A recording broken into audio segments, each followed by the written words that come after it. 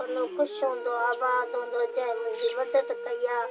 अलाह हुनखे बचनि में कचारी ॾींदो, अलाह रोज़ीअ में बरकत ॾींदो, अलाह कंदो ग़रीबनि जी मदद कंदो रहंदो, रब हुनखे आबाद कंदो रहंदो। अलाह अलाह जो रसूल कंदो मूं ग़रीब सां मदद कयो त उनखे रब साईं वधाईंदो, रोज़ीअ में बरकत कंदो। अस्सलाम वालेकुम दोस्तों, ये दादी जुबैदा हैं जो दादू की रिहायशी है। मैं इनकी अक्सर पोस्ट शेयर करता रहता हूँ। ये बीमार रहती हैं, इनका मेडिकल ट्रीटमेंट जारी है, इनको फेफड़ों में प्रॉब्लम है, दीगर बीमारियाँ भी हैं। तो मेरे पास एक दोस्त हैं जिन्होंने 22,000 रुपये दादी के इलाज के लिए भेजे हैं। ये मैं अमानत दादी अम्मा को दे रहा हूँ।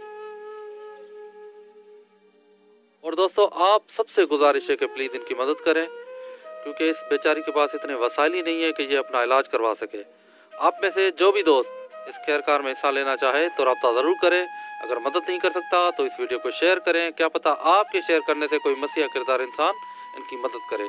बड़ी मेहरबानी, शुक्रिया, जज़ाकल्लाह।